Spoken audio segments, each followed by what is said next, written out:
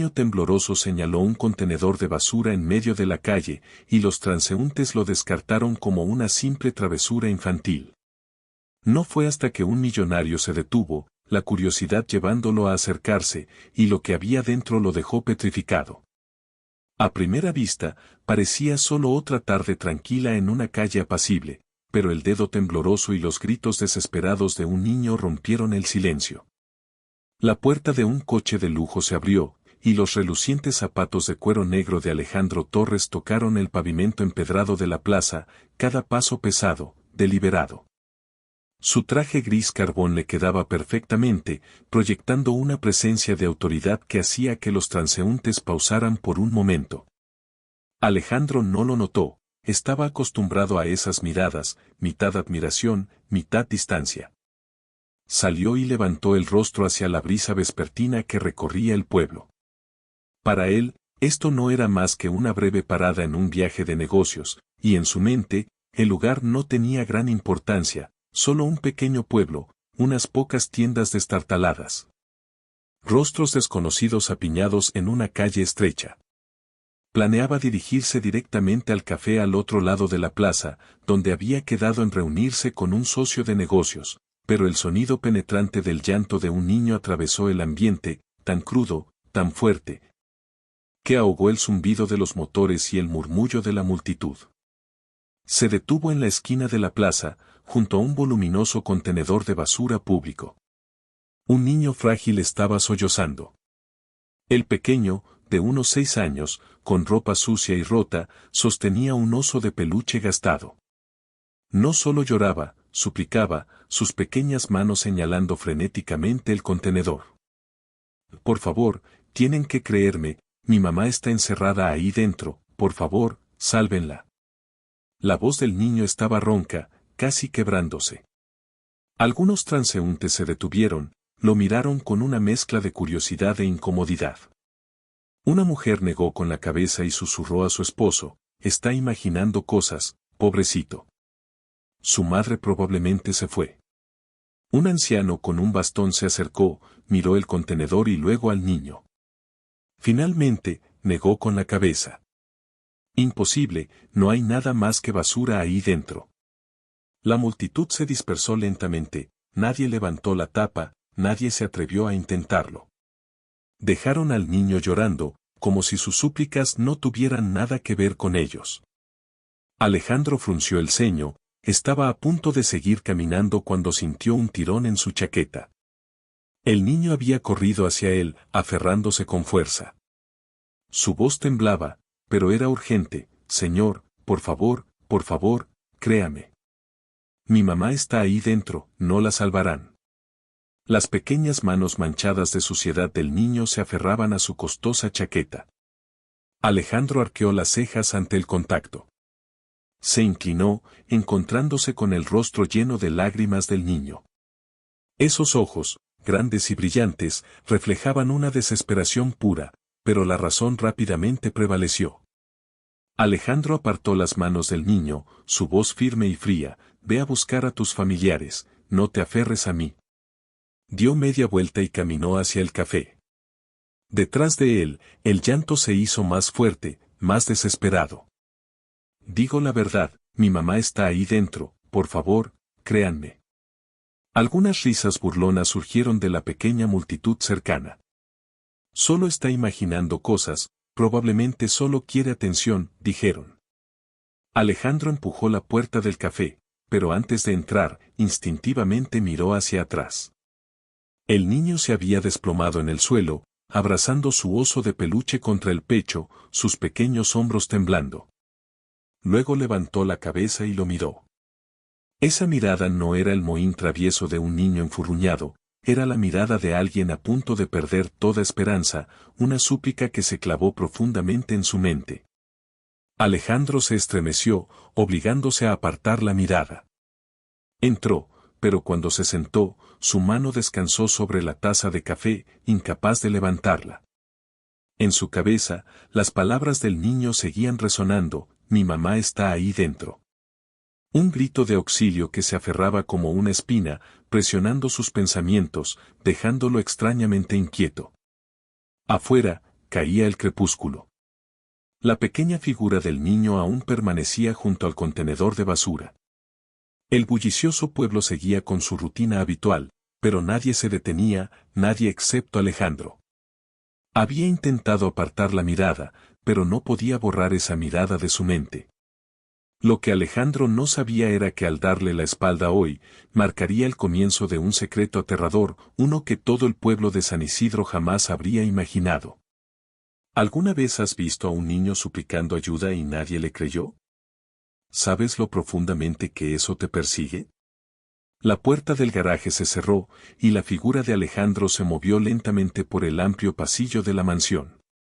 El eco de sus pasos resonaba en el vacío, cada golpe hueco un recordatorio de que estaba solo allí. Aflojó su corbata, colocó un vaso de whisky en la mesa de roble y se dejó caer en el sillón.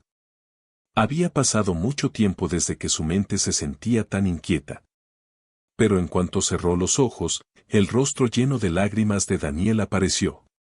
El niño había agarrado el borde de su chaqueta, repitiendo la misma súplica desesperada: «Mi madre está ahí dentro». Aunque Alejandro lo había ignorado. Aquella tarde, esos ojos ahora cortaban sus pensamientos como una cuchilla silenciosa.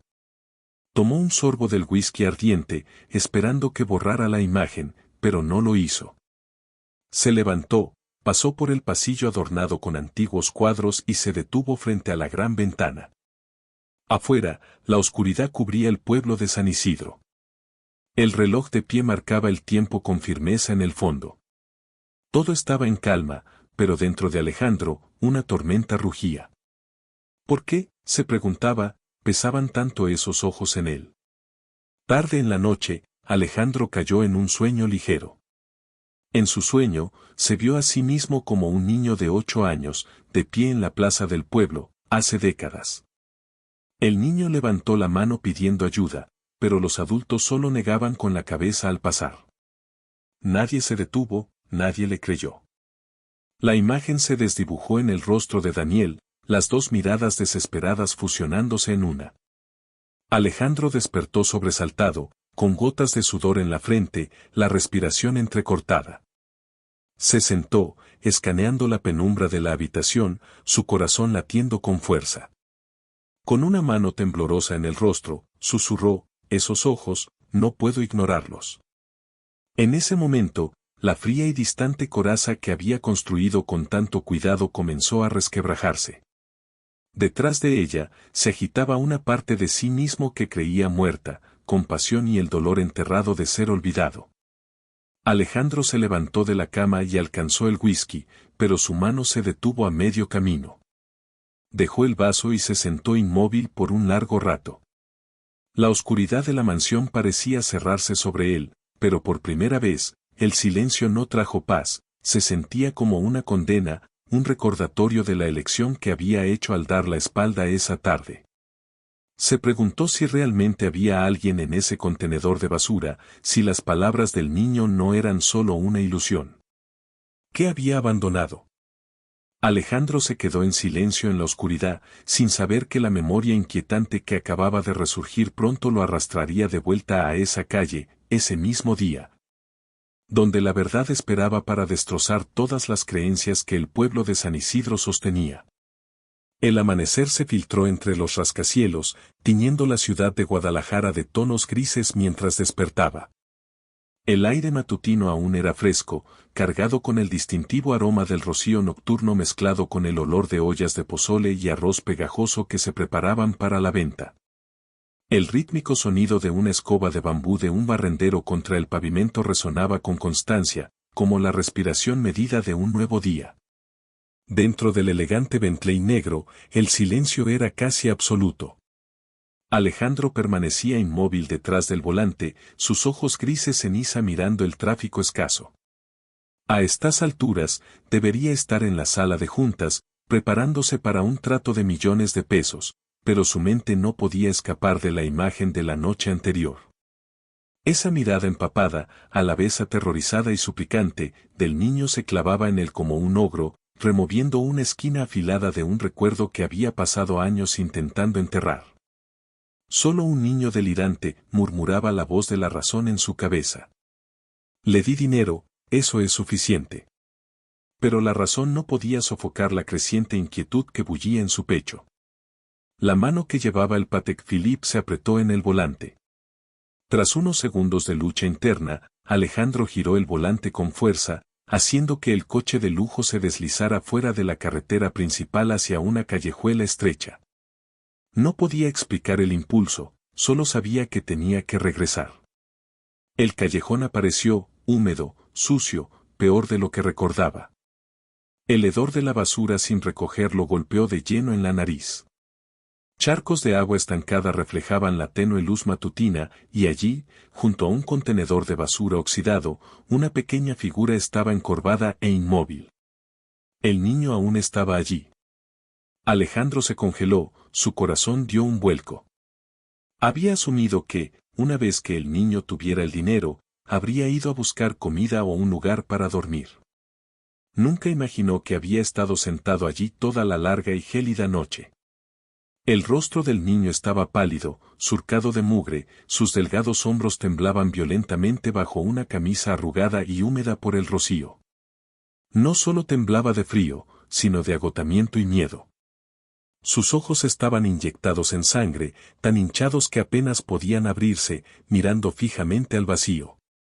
En sus frágiles brazos, aún sostenía un oso de peluche raído, como si fuera su único compañero, su última fortaleza en el mundo. El suave ronroneo del motor del Bentley parecía ensordecedor en el silencio del callejón. El niño se sobresaltó, su cabeza giró rápidamente, y en esos ojos secos y cansados, un frágil destello de esperanza parpadeó al reconocer el coche familiar. Se puso de pie tambaleándose, sus débiles piernas casi cediendo, y luego, con una fuerza que nadie habría esperado, corrió hacia Alejandro, que acababa de salir del coche. Tú volviste. Su voz era ronca, quebrándose por el llanto y el aire nocturno. Corrió hacia adelante, no para suplicar, sino como un niño ahogándose aferrándose a un salvavidas. Sus pequeñas manos sucias se aferraron con fuerza a la fina tela del pantalón del traje caro de Alejandro. Por favor, salva a mi mamá, por favor, sálvala. No tengo a nadie más. Alejandro se inclinó, sintiendo el agarre débil pero desesperado. La imagen del niño, perdido, agotado, pero obstinadamente manteniendo su posición durante toda la larga noche junto a un contenedor de basura sucio, le provocó un dolor agudo y desconocido en el pecho. En ese instante, el pasado regresó como una presa rompiéndose. Se vio a sí mismo años atrás, un niño delgado y desesperado, de pie en una multitud, gritando sobre una verdad horrenda, solo para encontrarse con ojos dudosos y palabras despectivas. Esa vieja sensación de impotencia, ese grito estrangulado en su garganta, cobró vida de nuevo, más poderosa que nunca. Dejó escapar un suspiro silencioso, la frialdad habitual en su voz se derritió en un tono bajo y áspero. Hijo, has estado sentado aquí toda la noche. El niño asintió con fuerza, nuevas lágrimas brotando de sus ojos hinchados. Tenía miedo de que, si me iba, mi mamá desapareciera de verdad. Tenía que quedarme a vigilar. Sé que ella sigue ahí dentro, me está esperando. Alejandro miró hacia el contenedor de basura abollado. No era más que un objeto sin vida, silencioso bajo el sol matutino, pero la certeza del niño, la fe inquebrantable en sus ojos, hacía imposible descartar sus palabras como las divagaciones de un niño aterrorizado. Algunos transeúntes comenzaron a notar la escena. Una mujer que vendía tamales pasó por ahí, echó un vistazo y chasqueó la lengua. Pobrecito, lleva hablando así desde ayer por la tarde. Debe estar muy conmocionado, su mente no está bien. Solo es una ilusión, nadie podría sobrevivir en un contenedor de basura. Los murmullos pincharon los oídos de Alejandro como agujas afiladas. Su pecho se sentía pesado. En cualquier otro día, habría desechado tal disparate, pero hoy, enfrentando esos ojos que lo miraban con tanta confianza, no podía. Él mismo había sido abandonado por el mundo entero alguna vez, sabía demasiado bien lo insoportable que era ese dolor. Alejandro se arrodilló, poniéndose al nivel del niño. El gesto dejó al pequeño atónito. Colocó su gran mano sobre los delgados hombros temblorosos del niño. Está bien, pequeño. Llamaré a alguien para que lo revise, pero tienes que prometerme que te mantendrás tranquilo.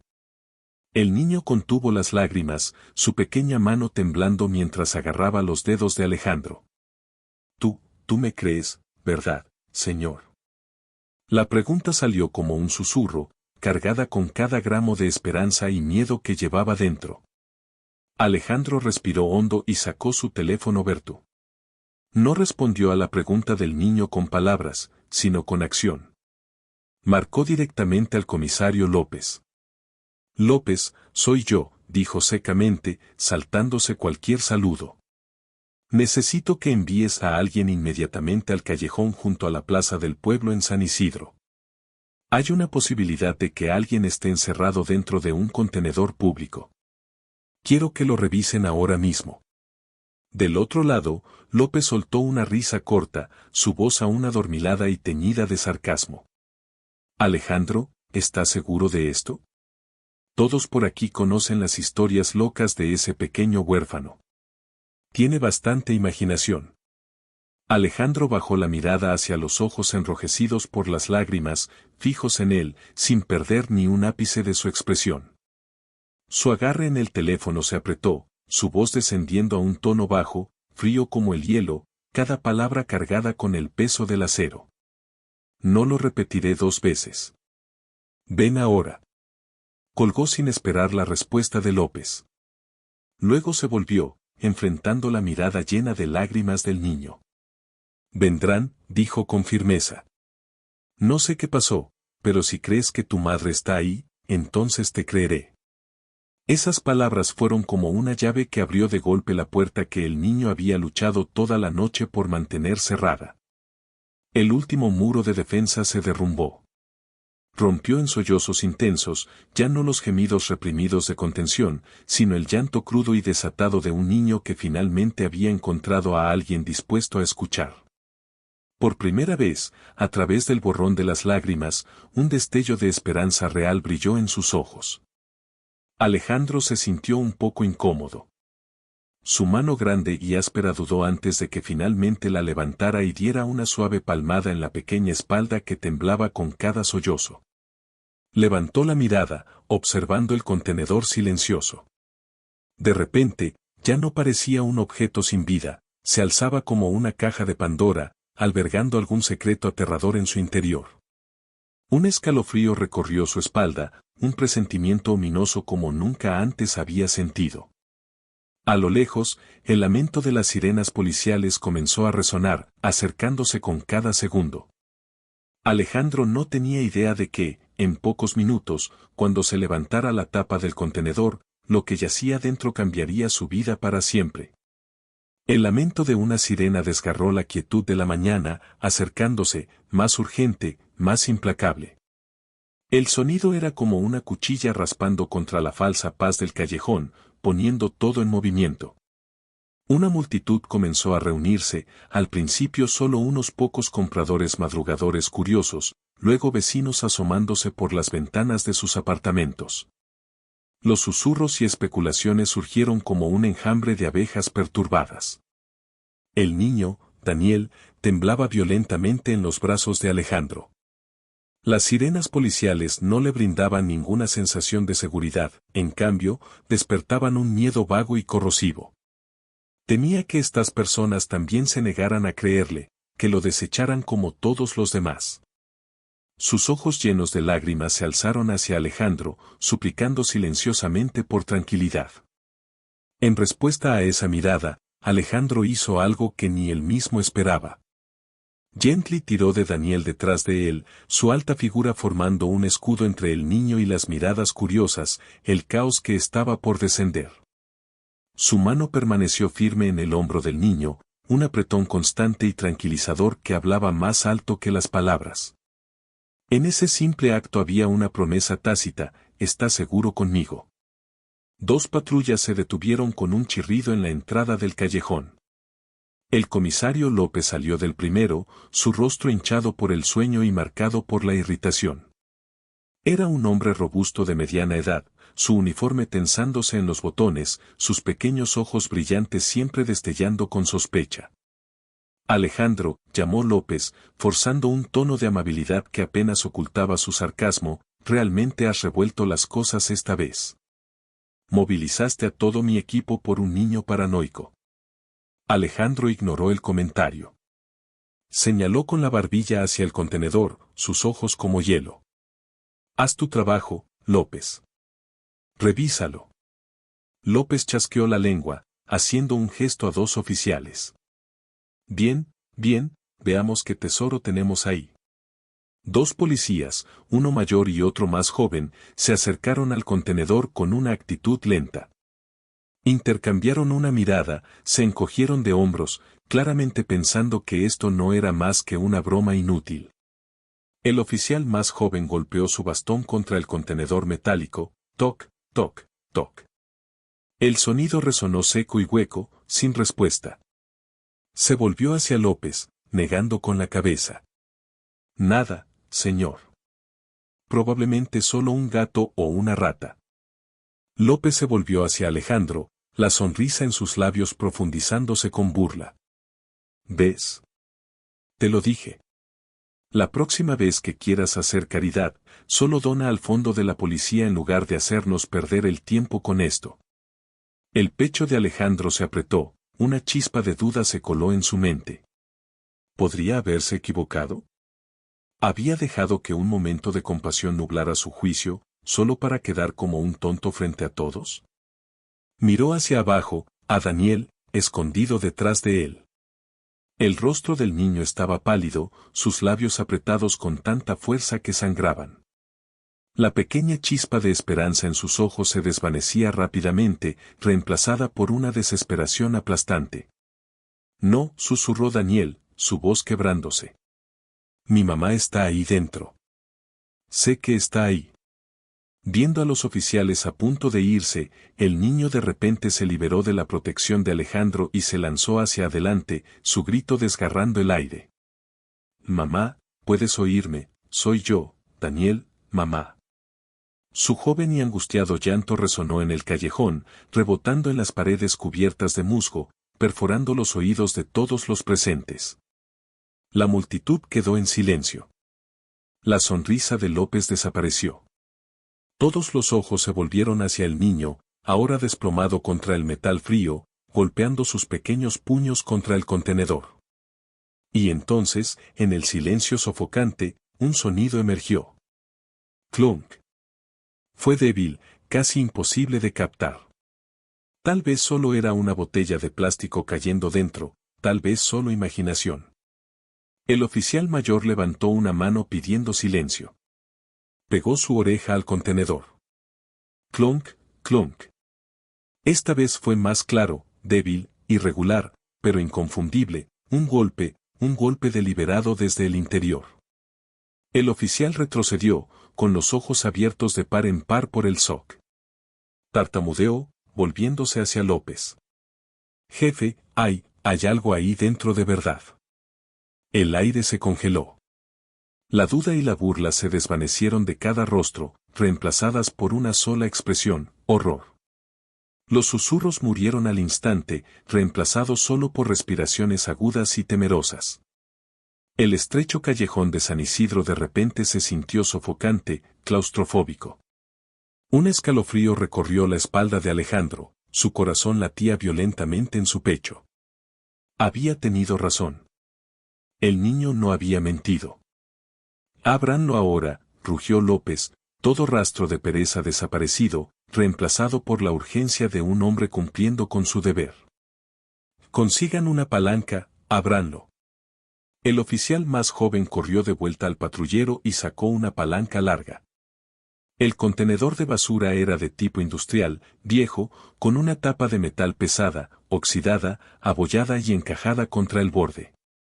Los dos oficiales trabajaron juntos, uno sosteniendo mientras el otro se esforzaba con todas sus fuerzas para forzar la tapa.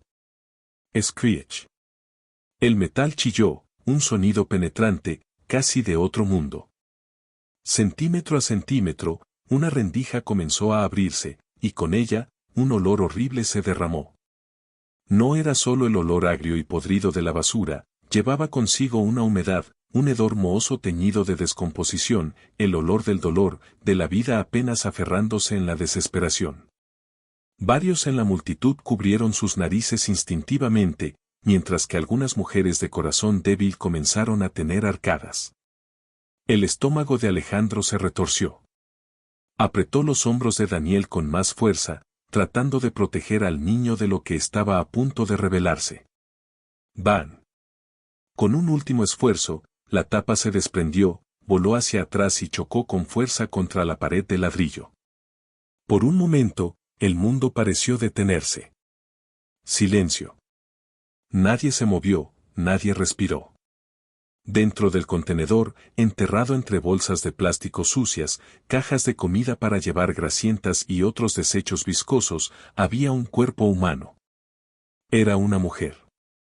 Su largo cabello negro, apelmazado con sangre y suciedad, cubría la mayor parte de su rostro. Su vestido, alguna vez un hermoso estampado floral, colgaba en harapos, roto y manchado. Su cuerpo estaba magullado, marcado con verdugones morados que hacían que los espectadores se estremecieran. Un ojo estaba hinchado y cerrado, sus labios partidos y agrietados. Marcas profundas de cuerda rodeaban sus muñecas, crudas y rojas. Yacía acurrucada, inmóvil, como una muñeca de trapo desechada. Si no fuera por el leve subir y bajar de su pecho, cualquiera habría pensado que ya se había ido. El silencio se rompió con un grito. Una mujer en la multitud se desplomó en el suelo, su rostro sin color. Luego vinieron más alaridos, jadeos de horror que se extendieron por el callejón. Dios mío, esto no puede ser real, es una persona, realmente hay alguien ahí dentro. Llamen a una ambulancia ahora. El caos estalló. Incluso López, curtido y endurecido por la experiencia, palideció. Tomó su radio y ladró en ella, Unidad Médica de Emergencia al Callejón 14, junto a la Plaza Central. Víctima femenina, condición crítica, repito, condición crítica. Pero en medio del alboroto, otro sonido atravesó, un sonido que perforó cada corazón que lo escuchó. Mamá. Daniel, que había permanecido congelado detrás de Alejandro todo este tiempo, susurró la palabra. Su pequeño cuerpo temblaba mientras daba un paso adelante, los ojos fijos en la figura rota dentro del contenedor. Luego, el niño rompió en llanto. Mamá. No era un gemido, ni un llanto suplicante. Era un grito arrancado de las profundidades de la agonía, el grito de terror acumulado durante un día y una noche, ahora liberándose.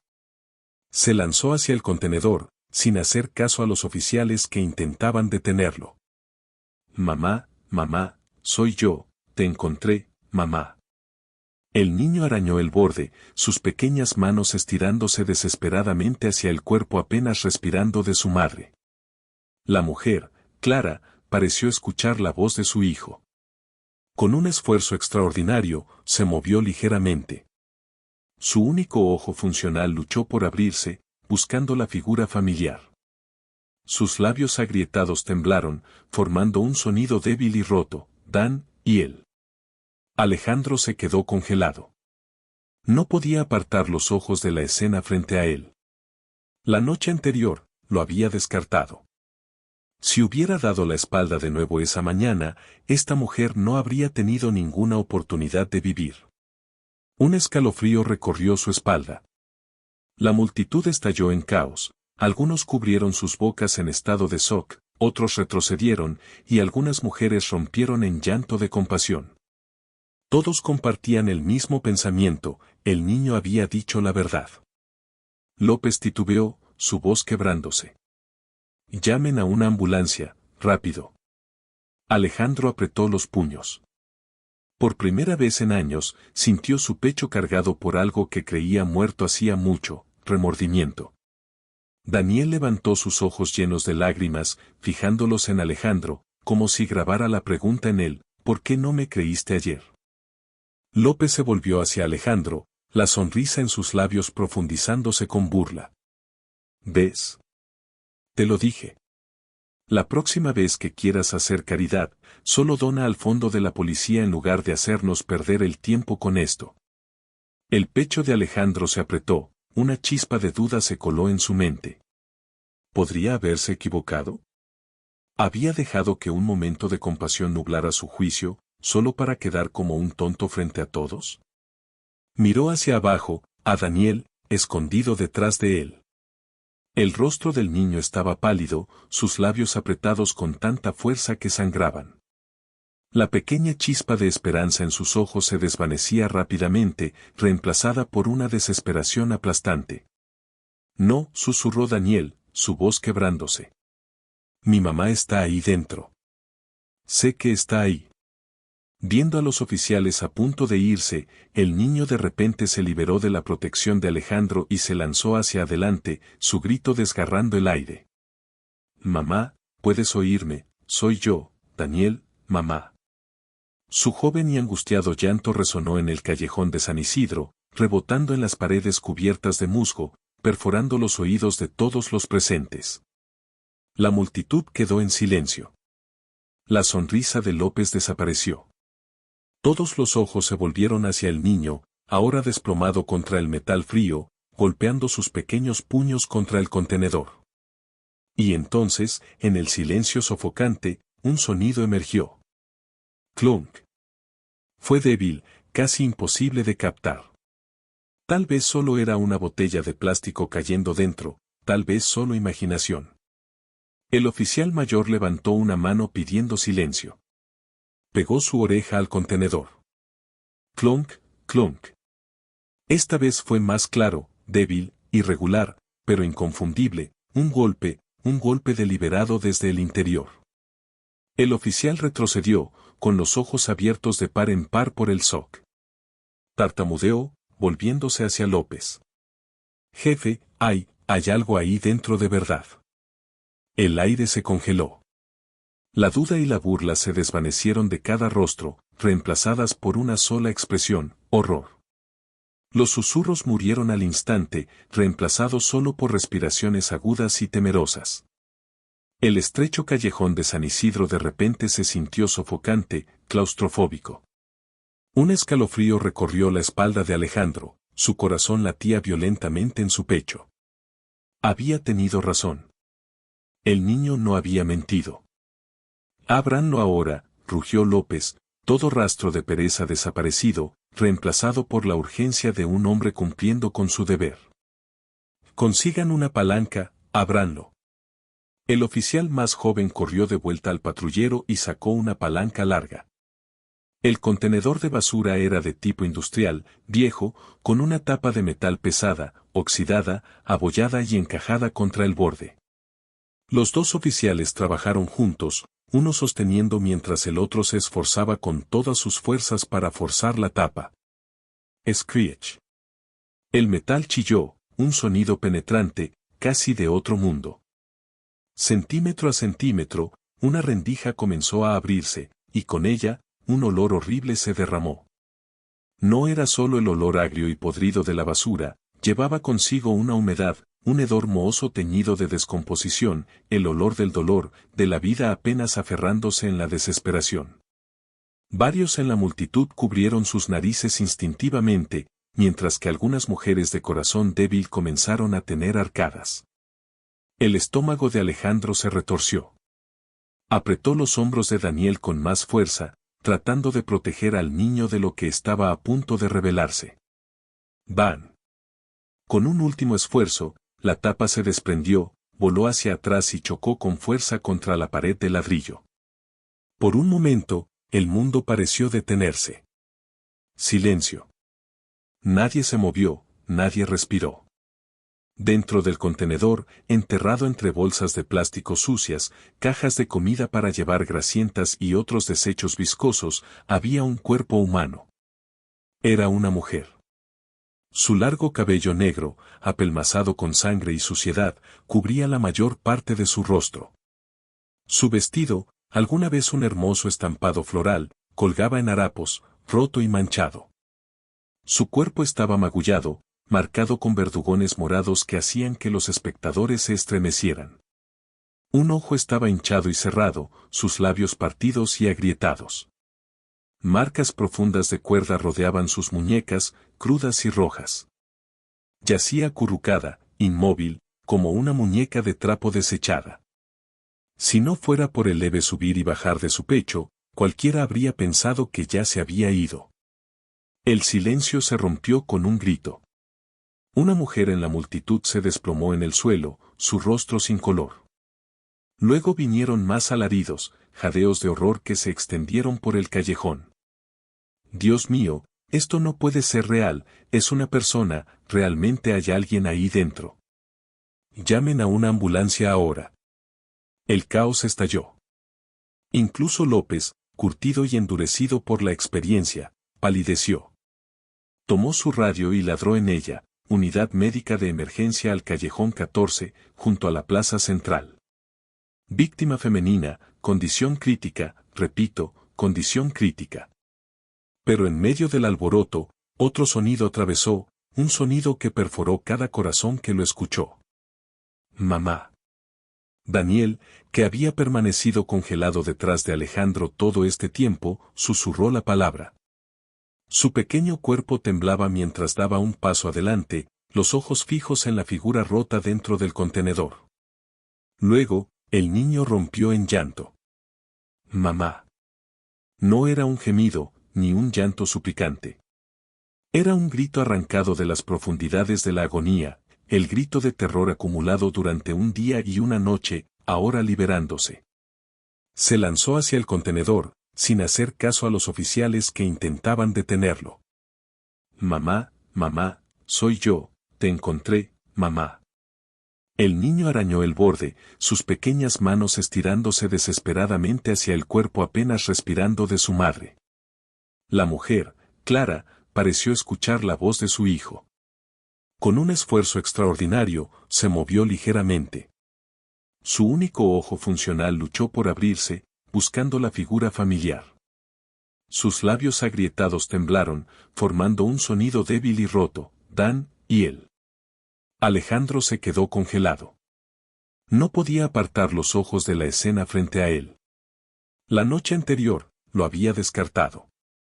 Si hubiera dado la espalda de nuevo esa mañana, esta mujer no habría tenido ninguna oportunidad de vivir. Un escalofrío recorrió su espalda. La multitud estalló en caos, algunos cubrieron sus bocas en estado de shock, otros retrocedieron, y algunas mujeres rompieron en llanto de compasión. Todos compartían el mismo pensamiento, el niño había dicho la verdad. López titubeó, su voz quebrándose. Llamen a una ambulancia, rápido. Alejandro apretó los puños. Por primera vez en años, sintió su pecho cargado por algo que creía muerto hacía mucho, remordimiento. Daniel levantó sus ojos llenos de lágrimas, fijándolos en Alejandro, como si grabara la pregunta en él, ¿por qué no me creíste ayer? Pero anoche volvió, su rostro era diferente. Dijo que esos papeles en realidad eran una transferencia total de todos los bienes hacia él. Me negué, dije que iría a la policía. Entonces perdió el control. Dijo que yo era una carga, que Daniel y yo no merecíamos nada. Él, me golpeó, me ató y dijo que si no desaparecía, también lastimaría a Daniel. Daniel estaba temblando junto a Alejandro, su mano cubriendo su boca mientras escuchaba el relato de la pesadilla. Una furia fría hervía en el pecho de Alejandro. Había enfrentado a oponentes despiadados en los negocios, pero la crueldad de un hombre que se volvía contra su propia hermana y sobrino era un mal de un nivel completamente diferente, una erosión de la humanidad misma. Clara continuó, su voz vacilante. Me obligó a beber algo. Mi cabeza se entumeció. Cuando desperté, estaba en la oscuridad, un lugar sofocante y fétido. No sabía dónde estaba. Grité, pero nadie me escuchó. Pensé que moriría allí, hasta que escuché la voz de mi hijo. La voz de Daniel fue lo único que me trajo de vuelta. Usé cada gramo de fuerza que me quedaba para golpear las paredes de ese contenedor. Cada palabra era un golpe contra la conciencia de Alejandro. Esto no era solo un ataque, era la traición más cruel de la persona en quien ella más confiaba. Miró a Clara, luego a Daniel temblando a su lado. Vio claramente el horror que habían soportado, en parte por su propia indiferencia. Cuando terminó la declaración, el rostro de López se endureció mientras se preparaba para emitir una orden de arresto contra Marcos, pero Alejandro sabía que no sería tan simple. Un hombre tan despiadado y calculador como Marcos ya habría planeado una escapatoria. No sería atrapado fácilmente. Mirando a Clara colapsar en un sueño agotado y a Daniel llorando silenciosamente a su lado, una determinación de acero cristalizó en Alejandro. Su remordimiento no podía terminar en mera culpa, tenía que convertirse en acción. Se inclinó, colocando una mano en el hombro tembloroso de Daniel. Pequeño, dijo, su voz profunda y firme, ya no distante, te prometo que no dejaré que el hombre que lastimó a tu madre quede libre. Traeré justicia para ambos. Daniel levantó la mirada, sus ojos enrojecidos llenos de una frágil esperanza. Esto no era la promesa de un transeúnte, era el voto solemne de Alejandro Torres. No dejaría que la verdad fuera enterrada de nuevo. Esta batalla ahora era suya. La tormenta mediática golpeó más rápido de lo que nadie pudo imaginar. La mujer en el contenedor ya no era solo un titular local sensacionalista, se había convertido en una tragedia nacional, diseccionada en cada canal. Y en el ojo del huracán, Marcos Torres apareció, no como sospechoso, sino como una figura trágica y protagonista. Alejandro estaba sentado en una suite de lujo en un hotel en Guadalajara, transformándola en un centro de mando. El mundo de contratos multimillonarios y gráficos de acciones había quedado relegado al fondo. Frente a él, en una pantalla de televisión de 60 pulgadas, estaba Marcos. Desaparecido el traje de empresario, Marcos vestía un suéter de cuello alto gris claro, creando deliberadamente una imagen de humildad y confiabilidad. Se sentó frente a un famoso presentador de un programa de entrevistas, su rostro cuidadosamente maquillado para preservar una expresión de angustia, sus ojos ligeramente enrojecidos. Como si no hubiera dejado de llorar en noches. Señor Torres, comenzó el presentador con sincera simpatía, ¿podría compartir con nosotros la condición de su hermana, la señorita Clara Torres? Marcos exhaló, sus hombros encorvados. Esto ha sido una verdadera pesadilla. Clara, ella solía ser una madre maravillosa, pero tras la muerte de su esposo, se derrumbó.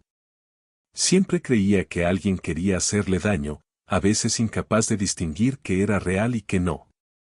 Intenté que recibiera tratamiento, pero la enfermedad solo empeoró. Presionó su mano contra su frente, temblando con precisión perfecta. Esa noche discutimos. Solo quería convencerla de que siguiera buscando tratamiento, pero ella creía que yo iba tras sus bienes.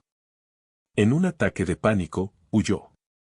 Nunca imaginé que se haría daño y se metería en un lugar tan horrible. Es mi culpa. Nunca debí dejarla sola. Lágrimas corrieron por sus mejillas.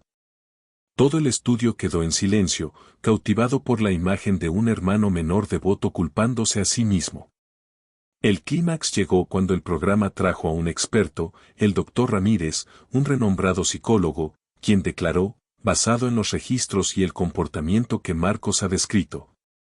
Es altamente probable que la señorita Torres sufra de un trastorno delirante agudo. El autodaño y esconderse en lugares sucios son señales clásicas de comportamiento autodestructivo. Alejandro apretó el vaso en su mano, sus dedos blanqueándose. Una actuación impecable, cuidadosamente orquestada, con la mano del abogado David Chen claramente detrás. Marcos había preparado este camino desde hace tiempo. La prueba llegó justo después de la transmisión, cuando el comisario López lo llamó. Torres, tenemos que poner la orden de arresto en espera. El abogado de Marcos acaba de presentar un conjunto completo de documentos, registros psiquiátricos, poder notarial y declaraciones de vecinos que afirman que ella a menudo gritaba sin razón. Todo está en orden. Los moretones en su cuerpo no tendrán peso si se consideran autoinfligidos. Todo lo que podemos hacer es mantenerla bajo supervisión hospitalaria por su propia seguridad. Alejandro rugió, ella es la prueba viviente, López. Sin testigos y con la palabra de alguien etiquetado como mentalmente inestable, no se sostendrá en la corte, suspiró López. Marcos había ganado la primera ronda. Clara, antes víctima, ahora era retratada como una paciente mental peligrosa. A la mañana siguiente, la tragedia se profundizó. Los trabajadores de servicios sociales llegaron al hospital con el expediente psiquiátrico en mano. Decidieron que Daniel no podía quedarse con su madre. El niño gritó, debatiéndose en los brazos de una trabajadora social. Tío Alejandro, no dejes que me lleven, mi mamá no está loca. Clara gritó, luchando contra las enfermeras y oficiales que la sujetaban. Sus gritos desesperados resonaron por el pasillo hasta que las frías puertas del hospital se cerraron de golpe. La esperanza que había brillado apenas ayer fue cruelmente apagada. La opinión pública se había volcado completamente a favor de Marcos.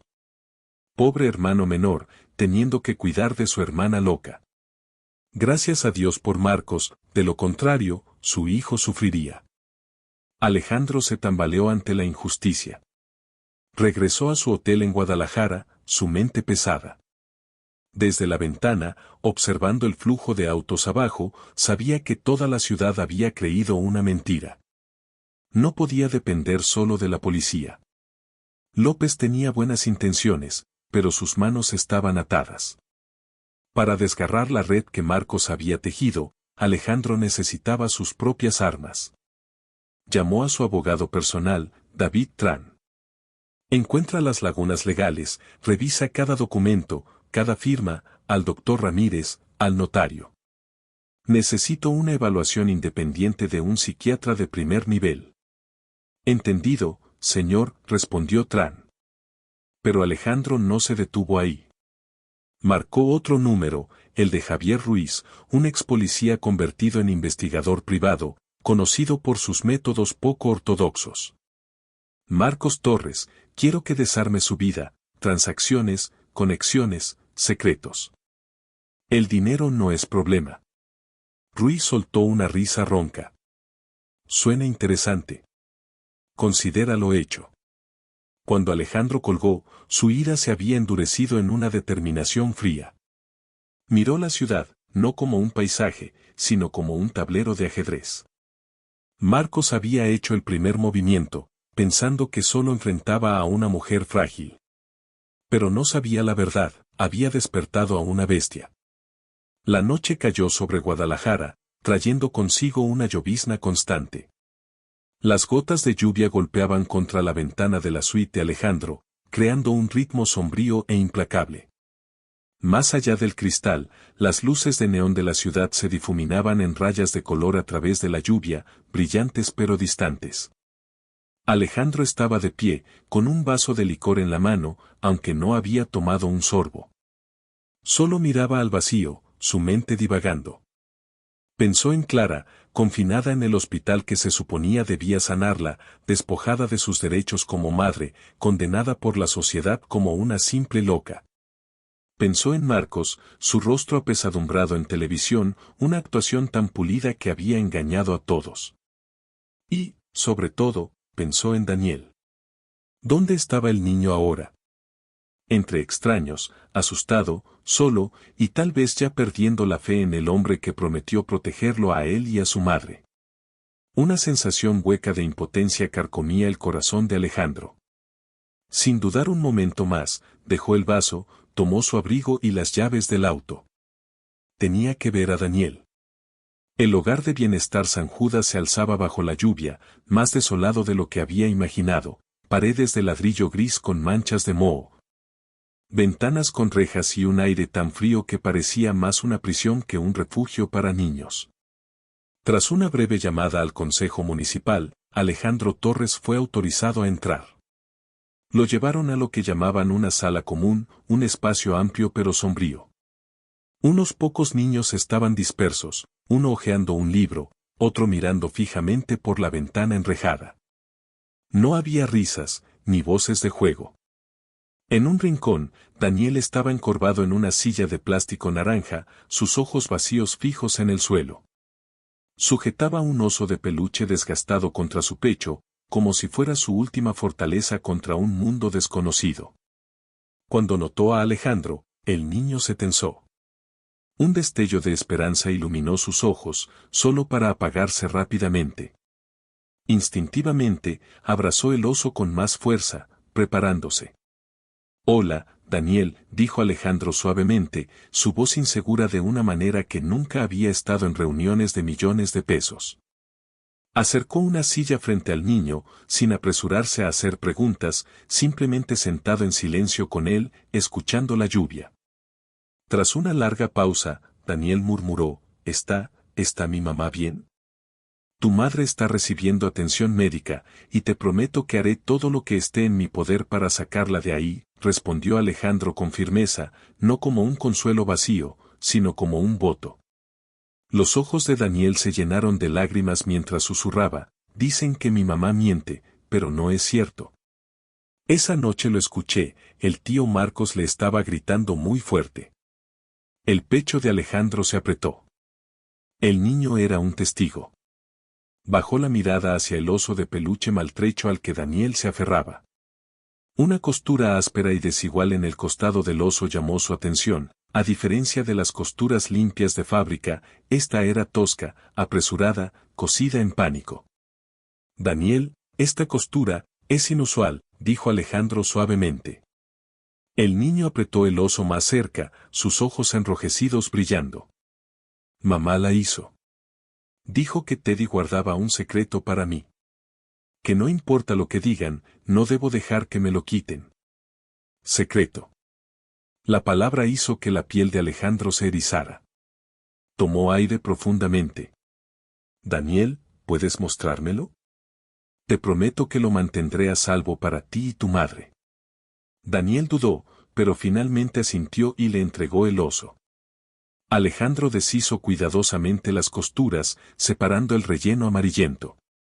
Dentro, envuelto en una pequeña bolsa de plástico, había una memoria USB negra. La habitación pareció contener el aliento. Alejandro ocultó el dispositivo, devolvió el oso a Daniel y salió rápidamente del hospital. Una vez en su auto, conectó la USB al sistema. Solo apareció un archivo, para-Daniel, MP3. Un estallido de estática crepitó primero, luego la voz temblorosa de Clara se escuchó, «Marcos, no puedes hacer esto. Eso le pertenece a Daniel, lo dejaron sus padres».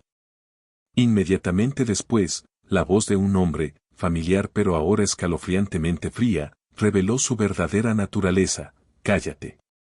Tú y ese mocoso no son más que un peso muerto. Firma ahora, o los dos morirán en la mugre. Los haré desaparecer a ti y a tu hijo donde nadie los encontrará jamás». Alejandro arrancó los auriculares, su rostro pálido como la muerte.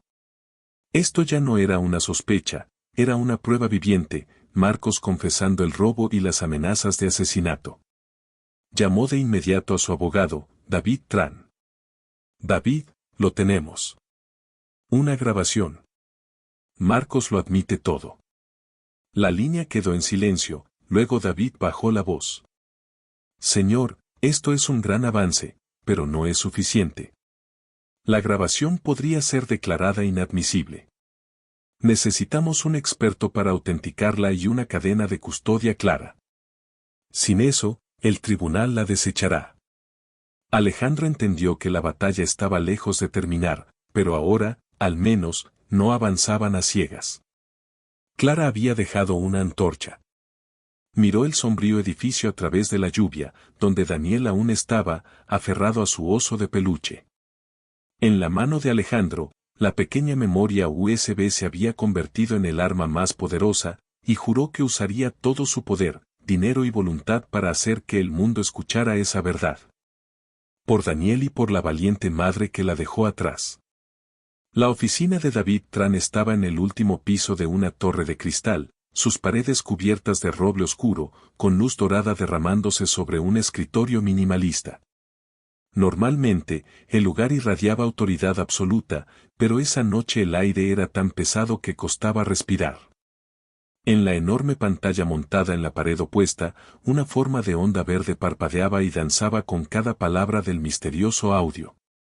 Sentado frente a un banco de computadoras complejas estaba Miller, el analista de sonido. Se inclinó hacia adelante, los ojos fijos en la pantalla, los dedos tamborileando como si marcaran el ritmo del destino.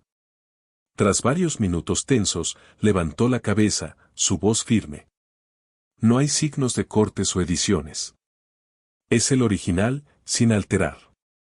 Según el ruido de fondo, creo que fue grabado en una habitación pequeña y cerrada, muy probablemente en la casa de Clara Torres. El dispositivo de grabación no era más que un celular viejo, consistente con su situación financiera. David Tran exhaló profundamente y se levantó de la silla de cuero, su mirada dirigiéndose hacia Alejandro Torres. Eso es suficiente para establecer autenticidad, dijo, pero no para derribar a Marcos. Él argumentará que Clara lo engañó, que lo provocó deliberadamente para obtener esta grabación. Podría incluso convertirlo en prueba de que ella conspiró contra su esposo. Si llevamos esto a la corte ahora, nos aplastará en una sola audiencia. Alejandro permaneció en silencio. Caminó hacia el ventanal de suelo a techo y miró la ciudad brillando en la noche. Cada edificio, cada calle abajo parecía una pieza en un vasto tablero de ajedrez, y él era quien debía calcular cada movimiento. Luego dijo lentamente, encuéntrame una manera de hacerla admisible. Mientras tanto, al otro lado de Guadalajara, Marcos estaba solo en su lujosa habitación, girando una copa de vino. Intentó saborear su calidez, pero su mente estaba inquieta.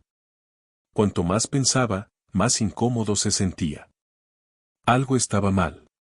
Recordó haber revisado la casa después de que Clara desapareciera, y el detalle que más lo atormentaba era el oso de peluche desgastado de Daniel. Nunca había encontrado el celular de Clara. Su razón gritó una posibilidad aterradora, ¿había Clara escondido algo dentro de ese juguete? ¿Y ahora podría estar en manos del niño? La copa de vino resbaló de su mano, el líquido carmesí extendiéndose por la alfombra. Marcos se puso de pie de un salto, un brillo vicioso en sus ojos. Necesito recuperar ese oso antes de que sea demasiado tarde. Esa noche, en el dormitorio del Hogar de Bienestar San Judas, Daniel se retorcía, el sudor empapando su almohada. En su sueño, aún veía a su madre siendo arrastrada, sus gritos ahogados por la oscuridad. Despertó sobresaltado y abrazó a su oso, Peluche. Solo cuando su mano tocó el pelaje raído sintió un leve rastro de paz. Pero entonces, la puerta del dormitorio crujió, y una sombra se deslizó dentro. Pasos suaves como los de un gato. Un hombre encapuchado caminó directamente hacia la cama de Daniel. Una mano áspera tapó la boca del niño. Daniel se sacudió, los ojos abiertos de par en par, el corazón latiendo desbocado. Silencio, pequeño, siseó el hombre, su voz cortando los oídos de Daniel como un cuchillo. ¿Dónde está el oso de peluche? Dámelo. Si gritas, tu madre nunca saldrá del hospital, ¿entendido? Daniel tembló, las lágrimas corriendo, asintiendo una y otra vez. En lo profundo, sabía que Peluche estaba bajo la cama, donde lo había escondido. Justo cuando el hombre se inclinó, pasos apresurados retumbaron en el pasillo. La puerta se abrió de golpe, una figura alta bloqueó el camino, un brazo musculoso blandiendo una porra. ¿Qué demonios crees que estás haciendo aquí? El intruso maldijo y se lanzó por la ventana, desvaneciéndose en la noche empapada de lluvia. Daniel se desplomó en el colchón, abrazando su almohada, su cuerpo temblando. El guardia se arrodilló a su lado, hablando suavemente. Tranquilo, pequeño. El señor Alejandro esperaba esto. Me dijo que te vigilara. Mientras la lluvia seguía cayendo, Alejandro entró en un café cerrado, la tenue luz parpadeando solo desde una lámpara en la esquina. El comisario López ya estaba allí, sosteniendo un cigarrillo sin encender entre los dedos. Alejandro dijo poco, Simplemente se sentó, puso una tableta y reprodujo una grabación. La voz de Marcos llenó la habitación, amenazas, gruñidos de rabia. López escuchó, su rostro perdiendo color. Por fin, su mandíbula se tensó. Ese maldito. ¿Es suficiente?, preguntó Alejandro. Es poderoso, pero no se sostendrá en la corte. Sus abogados lo destrozarán, respondió López, negando con la cabeza. Alejandro puso otra carta sobre la mesa. Acaba de enviar a un hombre a irrumpir en el hogar de bienestar, amenazó a un niño de 8 años para conseguir esta USB. Tengo un testigo. López se quedó en silencio por un largo momento, luego su puño golpeó la mesa. Bien, abriré una investigación encubierta, fuera de los libros. Solo yo y unos pocos hombres de confianza. Pero escucha, Torres, si esto falla, Clara será etiquetada como loca de por vida, ¿estás listo para eso? Alejandro lo miró fijamente. Dejé el camino de vuelta hace mucho tiempo.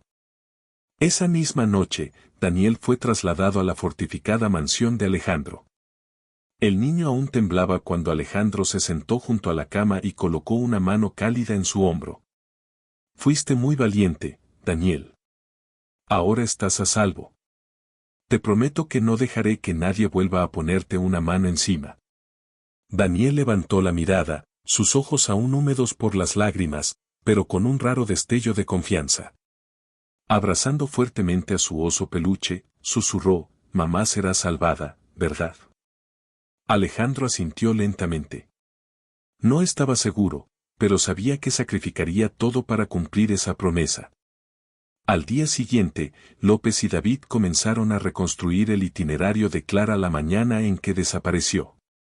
Todo parecía sin esperanza hasta que una joven enfermera llamada Sara accedió a hablar. Recuerdo ese día claramente, dijo Sara, su voz temblorosa. La señora Torres llevó a su hijo para un chequeo. Cuando salió al pasillo, un hombre bien vestido se acercó a ella. Discutieron. Solo escuché una parte, él le dijo, tienes que firmar esos papeles, no seas terca. Clara parecía aterrorizada, luego tomó a su hijo y se fue apresuradamente. ¿Estás segura de que era Marcos Torres?, presionó David. Sara asintió con firmeza. Nunca olvidaría ese rostro. Luego, cuando lo vi en la televisión, supe de inmediato que era el mismo hombre. Alejandro intercambió una mirada con López. Este era el primer resquicio en la fortaleza que Marcos había construido. No era suficiente para derribarla, pero sí para abrir un camino. Y ambos hombres sabían que la batalla había comenzado.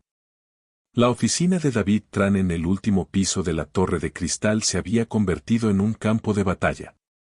El pizarrón estaba repleto de notas, diagramas, líneas de tiempo y trazos de marcador rojo que se entrecruzaban como una telaraña de depredador. El fuerte aroma a café impregnaba el aire, nadie había dormido. Alejandro, David y López estaban sentados alrededor de la mesa, sus ojos fijos en una profunda concentración. En el centro, una pequeña memoria USB yacía en silencio, tan ominosa como una bomba de tiempo. Las grabaciones solas no serán suficientes, dijo López con voz ronca. David Chen nos destrozará. Necesitamos motivo, oportunidad y pruebas de que el informe médico fue falso. Todos asintieron. La carrera había comenzado oficialmente, una cacería en la oscuridad donde ninguna de las partes sabía que tenía la otra. Javier Ruiz, el investigador privado contratado por Alejandro, no perdió tiempo. En una reunión en un estacionamiento abandonado, presentó un informe. Las reglas no le importan, esa es su ventaja, dijo Ruiz. Abrió un archivo grueso lleno de fotos de vigilancia de casinos, pagarés escritos a mano y declaraciones juradas obtenidas con dinero. Marcos está ahogado en deudas. Si no consigue el dinero en un mes, no solo perderá su casa, también perderá algunos dedos. Alejandro hojeó las páginas, con la mandíbula apretada. Este era el motivo. Mientras tanto, David y el equipo legal apuntaron al Hospital San Judas. Acorralaron al doctor Ramírez, el mismo hombre que salió en televisión afirmando que Clara era delirante. La investigación reveló sus lazos comerciales con una empresa que Marcos había financiado antes de que colapsara, una deuda saldada a cambio de un informe médico falso. Las grietas comenzaban a aparecer en las murallas de Marcos. Sara, la joven enfermera, se convirtió en otra pieza crucial. Al principio temblaba y se negaba, sacudida por una amenaza sombría de un desconocido. Pero Alejandro inmediatamente puso guardias para proteger a su familia las 24 horas. Una vez que supo que estaban a salvo, Sara accedió a testificar. Había escuchado a Marcos gritarle a Clara, presionándola para que firmara los papeles la misma mañana en que desapareció. Sin embargo, Marcos no se quedó quieto. Él y el abogado David Chen presentaron una serie de vecinos serviciales, testigos pagados que juraban que Clara había estado gritando y hablando sola. Chen incluso presentó una moción para internar a Clara en una institución psiquiátrica de largo plazo, un intento de borrar su voz por completo. Y luego, una tarde, Daniel encontró un oso de peluche destrozado colgado en la cerca de la mansión de Alejandro, con el relleno desparramado y un ojo de plástico arrancado. El mensaje era inconfundible: todavía te estamos observando. El niño retrocedió aterrorizado, plagado de pesadillas. Alejandro se quedó helado, la furia hirviendo dentro de él. Marcos había osado amenazar a un niño. Las piezas finalmente encajaron, los registros de deudas, el testimonio de Sara y las pruebas de tratos turbios entre Ramírez y Marcos. López solicitó una citación. Se fijó una audiencia pública. La guerra en las sombras estaba a punto de salir a la luz. El día del juicio, todo San Isidro parecía contener el aliento. El viejo Palacio de Justicia estaba abarrotado. Afuera, los reporteros pululaban en las escaleras. Dentro, Clara estaba sentada junto a David Tran, su rostro pálido pero sus ojos ardiendo con determinación. A su lado estaba Alejandro, silencioso, inamovible, como una roca resistiendo la marea. Al otro lado del pasillo, Marcos entró con su abogado, David Chen. Llevaba la conocida máscara del hermano menor devoto, incluso logrando una sonrisa ante las miradas compasivas de algunos conocidos. El procedimiento comenzó con la presentación de Chen. Habló con fuerza dramática, agitando registros psiquiátricos, un poder notarial autenticado y declaraciones de vecinos sobornados y supuestos expertos. Señoría, concluyó, esto no es un crimen, sino una tragedia. Mi cliente solo intentaba salvar a su hermana de sus propios delirios. Un murmullo recorrió la sala, la duda brilló en más de un par de ojos. Clara bajó la cabeza, sus hombros temblando. Entonces David Tran se levantó, calmado, deliberado, su voz firme. Sí, Clara sufrió tras la muerte de su esposo, pero el duelo no significa locura. Tenemos una testigo, la enfermera Sara Méndez. Sara subió al estrado, su voz temblorosa pero clara. Describió la noche en que Marcos obligó a Clara a firmar los papeles en el hospital. Chen se puso de pie de un salto, burlándose de que ella había escuchado mal, que estaba inventando. Pero la semilla de la duda ya había sido plantada en la mente del jurado. David Tran siguió adelante. Levantó una bolsa de evidencia sellada que contenía una memoria USB encontrada dentro del oso de Daniel. Contiene una grabación de la noche en cuestión. La sala se congeló. El rostro de Marcos perdió todo color, su mano temblando sobre la mesa. La objeción, gritó Chen, pero la respuesta de Tran fue gélida. Tenemos el informe de un experto que verifica que el archivo está intacto. Solicitamos la reproducción inmediata. El juez asintió. Los altavoces crepitaron, y la voz de Clara, suplicante, desesperada, llenó la sala, seguida por la de Marcos, fría, viciosa, despojada de toda falsa gentileza, firma ahora, o tú y tu mocoso se pudrirán en la basura. La amenaza cortó la sala como una cuchilla. Jadeos estallaron, los espectadores retrocedieron, los jurados se miraron con repugnancia. Marcos estaba blanco como un fantasma, el sudor corría por sus sienes. Balbuceó, no, es falso, me tendieron una trampa. Pero nadie le creyó. López dio un paso adelante, asestando el golpe final. Presentó el expediente de investigación de Javier Ruiz, deudas de juego, prestamistas, sumas exorbitantes que Marcos estaba desesperado por cubrir. El motivo es claro, declaró López. Pretendía apoderarse de cada centavo de la herencia de su hermana. Aplastado por el peso de las pruebas, Marcos se desplomó en su silla, agarrándose la cabeza. Pero las palabras que realmente lo quebraron no vinieron de un abogado o fiscal, vinieron de un niño. Daniel, que había estado sentado en silencio desde el principio, se levantó de repente. Temblaba, con los ojos húmedos de lágrimas, pero su voz resonó fuerte: tú encerraste a mi mamá en el contenedor esa noche. Me escondí debajo de la cama, lo vi todo. La golpeaste, la arrastraste. Todo el tribunal quedó en silencio. Entonces Daniel rompió en sollozos. Eres un hombre malo. Destrozaste mi oso peluche, eres cruel. Ese llanto infantil tuvo más peso que cualquier evidencia legal, perforó directamente la conciencia de todos los presentes. La multitud estalló, lanzando maldiciones contra Marcos.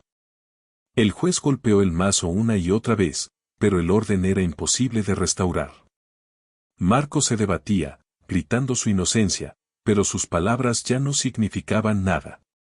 Fue arrastrado por la policía bajo las miradas desdeñosas de todos. En el caos, Alejandro levantó a Daniel en sus brazos, sosteniendo al niño con fuerza contra su pecho. Clara se apresuró y se desplomó en su abrazo. Por primera vez tras días de terror, sus lágrimas eran de alivio. Los tres, una madre resiliente, un niño valiente y un hombre marcado por el remordimiento, permanecieron juntos en el ojo de la tormenta. Pero esta vez, habían ganado. Un mes después del juicio, la atmósfera en San Isidro, antes cargada de susurros, sospechas y miedo, finalmente se asentó.